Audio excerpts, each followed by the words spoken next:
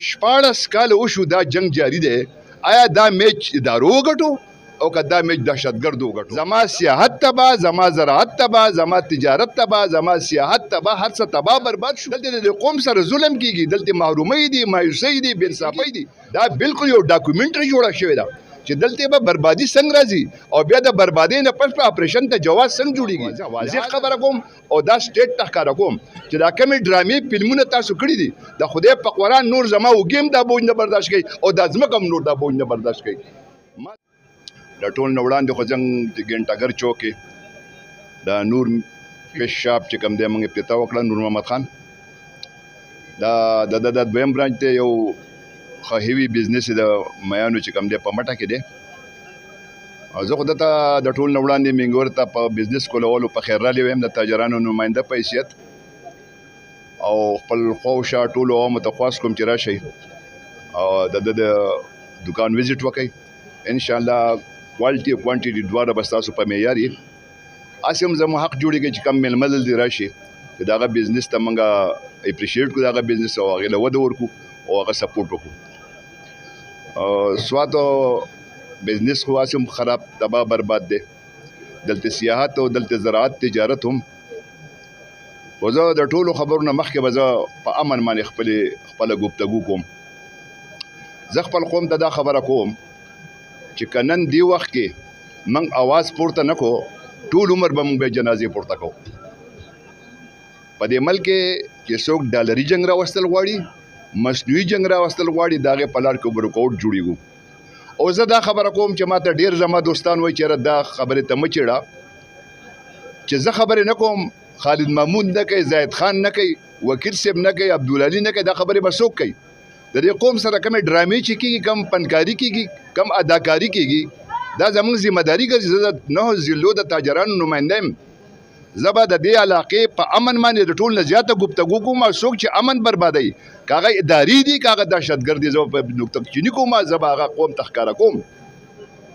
زه دا تپوس کوم د دې حکومت نه چې 14 کال وشو دا جنگ جاری دی.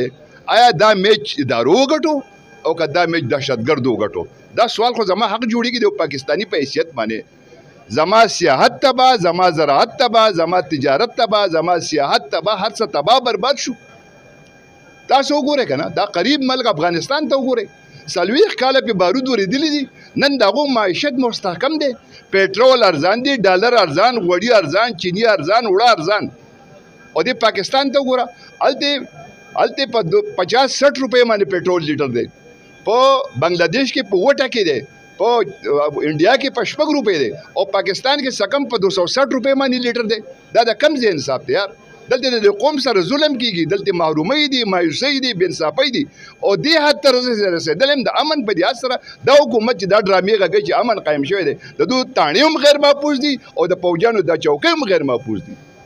دلته زمونږ چې کوم دی بزرګان هم غیر محفوظ دي، علما هم غیر محفوظ دي. کم ټارګېټ کلینګ چې کېږي، دا بالکل یو ډاکومنټري جوړه شوې ده چې دلته به بربادي څنګه راځي او بیا د بربادۍ نه پس په اپریشن ته جواز څنګه جوړیږي.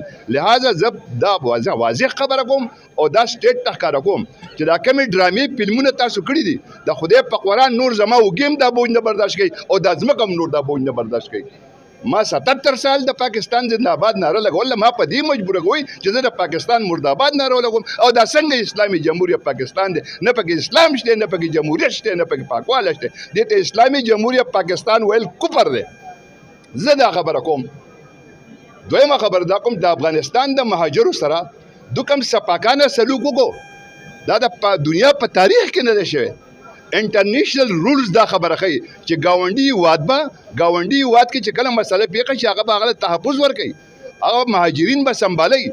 40 کاله ما د افغانستان مهاجر وساتل چې تا په خوله کې د امریکې د ډالرو پیډر پروت و، دا افغانیان له غاړه غاړې ورتلې. او چې کله د ډالرو پیډرس د امریکې بند شو، تا پسې چوکه راواغسته. د کم ځای انصاف دی؟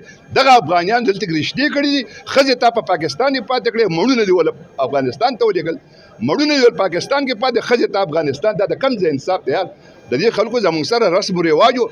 40 کاله کې دوی جایدادونه اخیستي، کورونه، بنګلې، د دوی بزنس و. د پاکستانیانو په کروڑو روپۍ د افغانیانو سره، د افغانیانو په کروڑو روپۍ په موږ باندې قرضه وه. لہذا دونه ټیم خو به دې ورکړی و، باعزت طریقه باندې به دا ویستي و. پکار دا وه چې تورخم کې زمونږ د ملک سربراهان تل وي او هارونه په غاړه کړی او په مینه محبت یې رخصت کړی. نن په افغانستان کې دا حالت دی چې افغان او هندو بای وایي دا ولې وایي دا د دوی د غلطو پالیسو په وجه په پردي جنګ کې موږ راغلي یو، په پردي معاملاتو کې موږ انوالو کېږو. موږ همیشه زموږ حکمرانان دا ځان ته خو مسلمانان وایي، دا د خانه کعبې طواف نه کوي، دا د پینټاګون طوافونه کوي. دا الله قهر په دوی باندې نازل دی. د دې ایم پی ایز او ایم ان ایزو په پېښور کې چې کم کارونه شپې کېږي او په اسلام آباد کې کم کارېږي، دا دقه شان د الله د طرف نه په موږ قهر نازل شوی دی. دا زه به دا خبره کوم، دلته بربادي دهشتګردي دا د دې سټیټ ذریعه معاش دی. دا خلک د قربانۍ بکره راخ کړي دي. بس ته کنه بس نور خو حتی موږ رسېږو معیشت زموږ تباه، تجارت زموږ تباه، زراعت زموږ تباه، سیاحت زموږ تباه. کله به د دې حکمرانانو په موږ رحم راځي؟ زه د لړاوېدو په موډ کې نه یم، خو که څوک زما د سره د لړاوېدو تیاری کوي، زما تیاری دې مکمل ګڼي.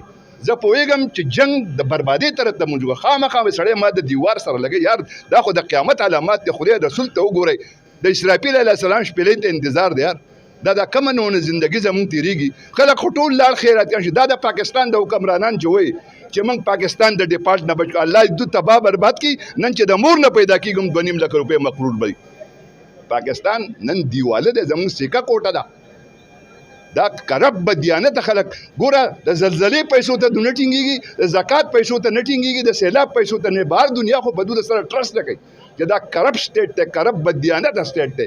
دوی د زکات د خیرات پیسو ته کم پومونه چې په سیلاب کې موږ راغلو ټول دوی په اسلام آباد پېښور کې خرڅ کړي. الله دا غله تباه او برباد کړي. لهذا زما د سټیټ نه دا پر زور مطالبه ده چې دا کم ډرامې، کم فلمونه، کم اداکاري پنکاري تاسو جوړه کړې ده. زموږ نوجوانان او زموږ سیاسي بصیرت لري. موږ د یو تباهۍ نه تېر شوي، موږ په هر شي باندې کړي نظر ساتو. دا کومه ډاکومنټري چې مزید جوړېږي او مصنوعي جنګ راځي، د خدای په قرآن چې دا مصنوعي جنګ مو نه برداشت کوو. حالات دې حد ته ورسېدو چې کیدای شي چې که حالات خرابۍ طرف ته لاړو د سیول نافرمانۍ اعلان وکړو. زه درېیمه خبره د کسټم په هکله باندې کوم. کسټم والا ته وارننګ ورکوم چې د ملاکنډ ډیویژن په خاوره تاسو په دې بنیاد قدم دی چې د خلکو نه به کسټم والی ټیکس به وصول کوي، انکم ټیکس به راولي. والله په بالله چې خدای منم، رسول منم، پاکستان منم، خو د کسټم دا حکم یې والله په بالله چې نه منم. د چا پلار هم زما نن کسټم پیډ ګاډي د لاس نشي